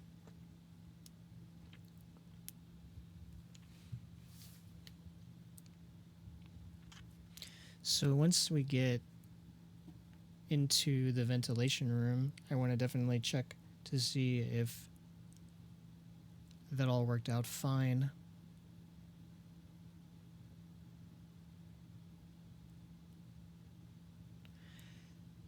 I think those textures don't work anymore because it updated. Also, I need to move that. It shouldn't be shouldn't be bumping into the, the platform. Oops. All right, so I think this is the right side. Yeah. So now we don't have a problem with him falling through. We found an easy solution that is low on resource consumption, so he doesn't fall through the lattice, and we didn't have to apply direct collision to the lattice itself. So that worked out really good. What I'm gonna do is move that into its proper folder, which would be vent room. And then what I'll, oops, no, yeah. Then what I'll do, no.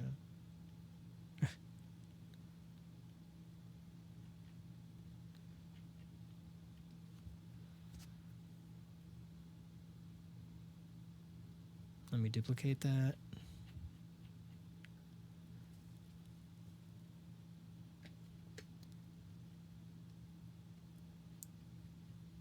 And I'll bring it over to the other side so we have that going on there as well.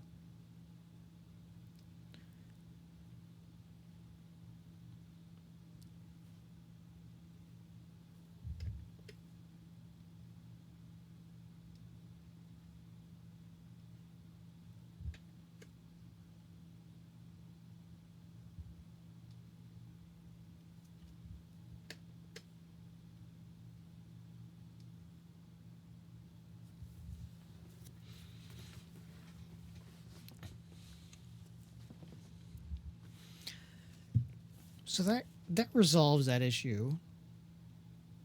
So we got a few issues resolved. We got stairs installed today. We did it. We did do it. This was an exciting little journey here. I mean, we actually did a couple things. Oh no, it's helpful. I mean, like we got a new set of stairs for the one room that I built in 3D Studio Max and then brought them in here. But then we had a few unexpected things pop up. We had the one issue with the wrong collision mesh that was in the hallway. So, I mean, it's actually helpful, Angel, because, I might not have gone in there running around. I might not have noticed it last time. But when I was doing it to show you guys, we stumbled across that mistake. And then we were able to fix that. And then also this one. So actually, you know what? It is helpful to have, reasons to go do some things that I might not otherwise do because I already figured they were okay. So yes, we had a little bit of an adventure today.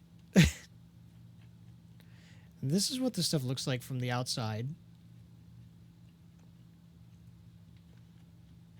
Trying to give you guys like as much of a bird's eye view. Maybe I can give a better one. Let me go over here.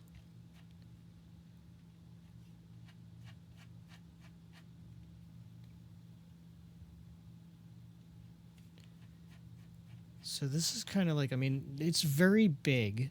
So like it's really hard to get one angle. But this is basically kind of like a view of a good portion of the first area of the game.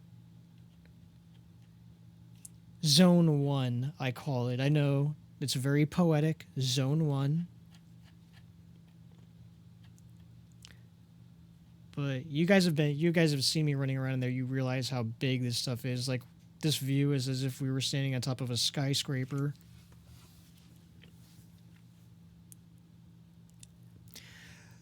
But I'm pretty satisfied with this area. I think it turned out pretty well.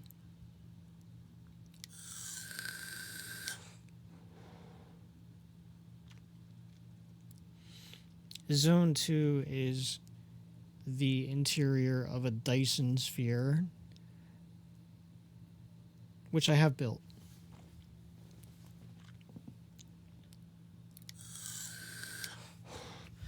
The scale of that? Okay, so video game scale, when stuff is built in a video game, it's not built to life size. Unless maybe you're playing a VR game kind of thing. Maybe that's possible, but in most cases, you got to think of it where everything is built on a much smaller scale. So, like, if you were to actually teleport yourself into one of these video game worlds, you would be like the size of Godzilla, pretty much, compared to everything. And that's basically, again, goes back to resource conservation. There's no reason to build things life-size. When you think of things like lighting, textures, all that kind of stuff, it would have to be so much bigger. Those files would be huge. Which they could probably handle now better, but when you think about past games on previous like console or computer generations, would have never been able to handle it. So everything in a video game is on a smaller scale. Like when I build those blocks, each one of those squares is typically the baseline start is 50 by 50 by 50 centimeters. And they look really big in the game environment when scaled to the character and everything like that. But you see the scale difference.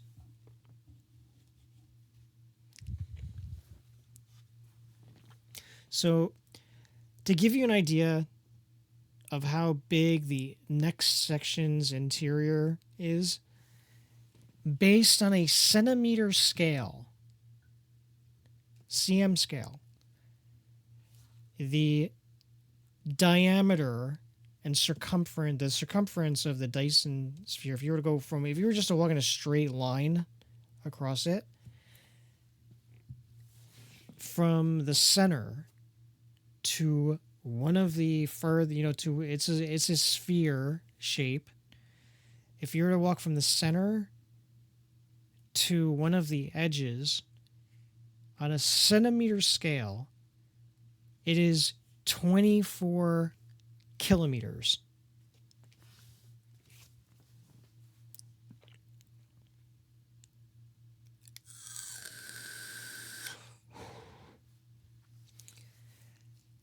That's how big it is. Now, the player can't actually do that, of course, but to properly convey that vastness, since it's a huge part of the whole idea of the game, especially that part, I needed it to come across right to the player. Like, you have to feel like you're standing inside of this otherworldly vast thing that is so much bigger than even this stuff. Essentially almost like an inverted world. And that's basically the scale. And I'll get to like being able at some point in the future showing that and working on that part. But that was like a monumental undertaking, if you can imagine, of virtual engineering to create that thing. And also it's not squares. Well, I mean, it's squares, but like the essential like main shape of everything, it's a inverted spherical complex. That was a real wonder to do. I think I cashed in my sanity doing that, probably. But it came out right. So at some point, I'll be able to get that into here and be able to work on that stuff. But I needed to get this section set up because I'm using this first zone also as a test area for things. It makes it a lot easier.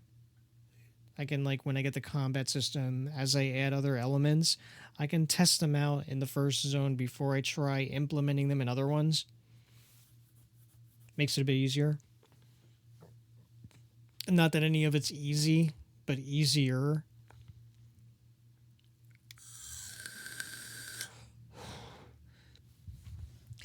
But all of this stuff takes a lot of time. And that's kind of a tour of a bit of what I've been up to.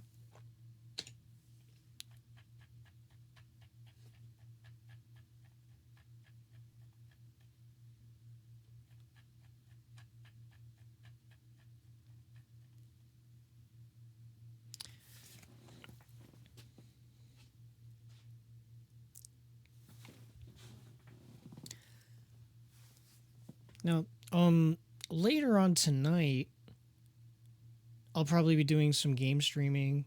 I don't know though what time. I have some things I have to do in the evening. So I'm thinking, unless it runs really late, it might be like around 10 p.m. Eastern Standard Time. I think, unless something weird happens, I'll be able to finish Wonder Boy the Dragon's Trap tonight. I'm on the last boss area.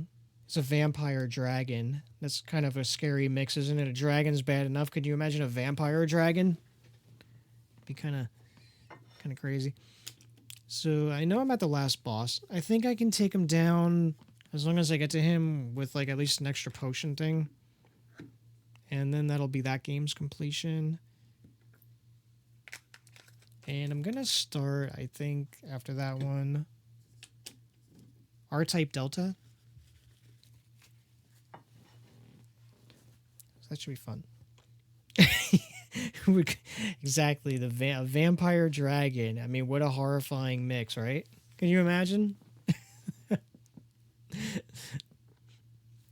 That would be like taking, I don't know, like a spider and some kind of flying bug and combining them, like the two worst possible combinations.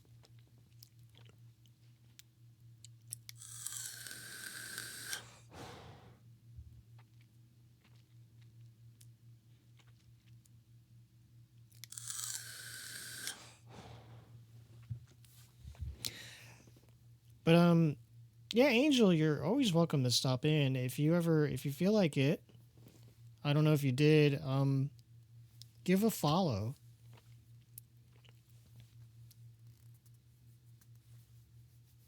If you haven't. I do plan on doing some more design streaming and stuff like that. It's just I don't do it all the time right now. Sometimes for some of the things I'm doing with this stuff, I can't really do it while streaming because it's too technical. Like, it requires all of my attention, but stuff like this, not as much. I like to actually do this kind of stuff, like where I'm assembling it or doing some kind of minor procedural stuff online, and that I can then show people pretty quickly the outcome for. That's kind of fun.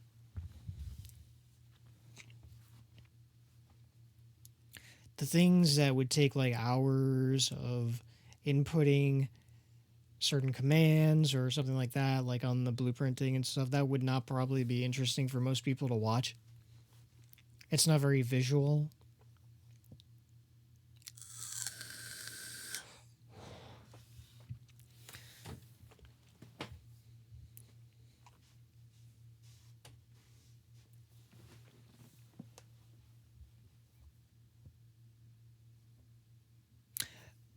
Yeah, it's I have on my YouTube, like these ones too, like when I'm done, I download them and upload them on my YouTube. Like I have a bunch of different playlists for stuff. When I do a new game, like I'll add playlist for it. And I also have a design one that has a few videos in it already. But I'm looking forward to doing more of these. And they're long. I mean, well, relatively long. Like some of them are definitely like a couple of hours long. And of course, me rambling on sometimes about the things I'm doing. I mean, if you like the kind of stuff, you're welcome to check them out. They're kind of like the prequels of what I was doing here.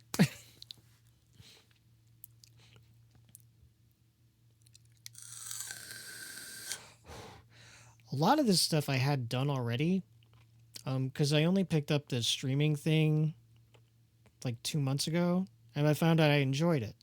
I never thought of doing this stuff, or even the game streaming, like live streaming before, but it piqued my interest, and I'm kind of happy I did because it adds a dimension of fun to it.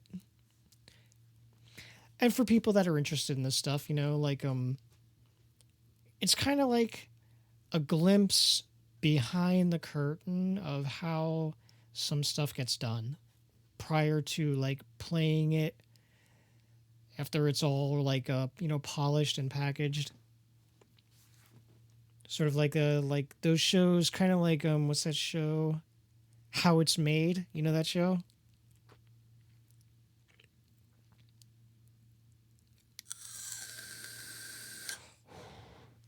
That's a good show. You can like, I'm sure like everybody's heard of it, where like they do all these kinds of things, and you get to see like how something gets made from like the point it starts through like the factory. The saltwater taffy one is really good. And they have like they'll pick like the weirdest things that no one even thinks about, like a screw, and kind of walk through the process of how it gets made inside some crazy thing. Yeah, how it's made. It's interesting though, like like something to put on, like for that. I know some people that will watch something like that when they're going to sleep, because it is interesting, but it's also very mellow. This kind of stuff is probably along the lines of that food ones. Oh yeah, except they make you hungry.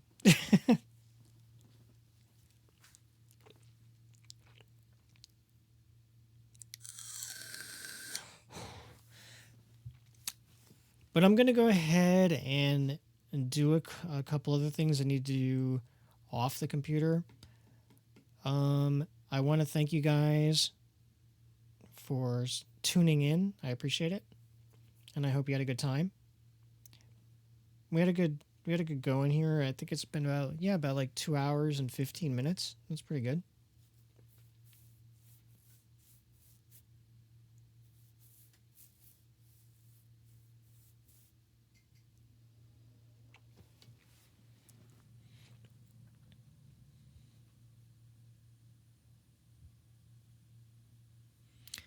Thank you, and I hope you guys all have a good day. Did you have a good time too, Sticks? Did you enjoy some of this stuff? This is kind of some of the stuff I do.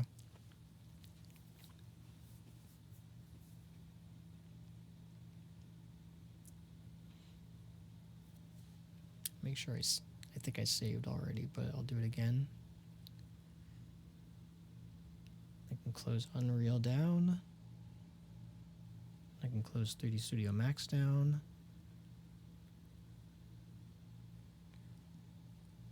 I'm glad you liked it. I mean, I'm glad. I wasn't sure if people would enjoy this stuff, so I'm glad you guys did. I'll do more of it.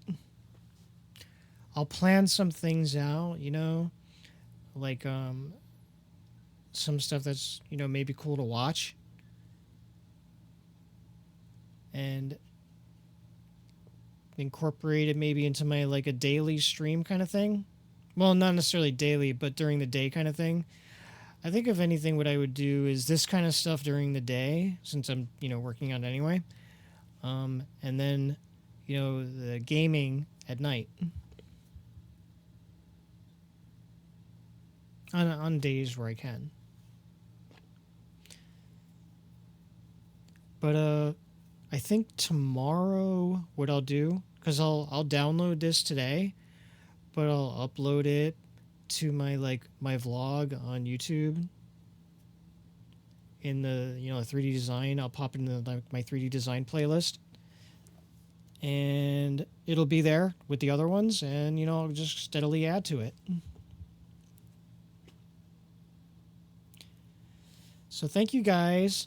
I appreciate you tuning in. I think today I had at one point I had 6 people, 5 and 6 people. That was probably the best showing I've had so far. And I appreciate it.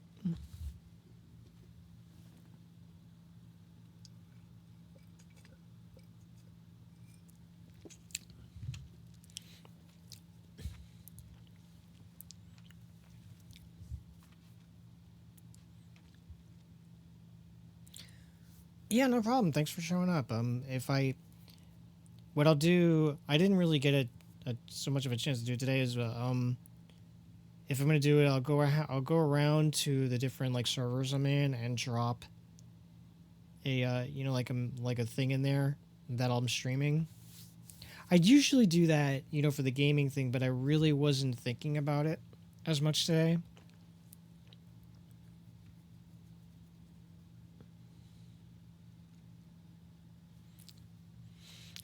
And I hope you guys all have a fantastic day. Maybe I'll catch you later on for some game streaming tonight. And if not, tomorrow. Everyone, have a great day.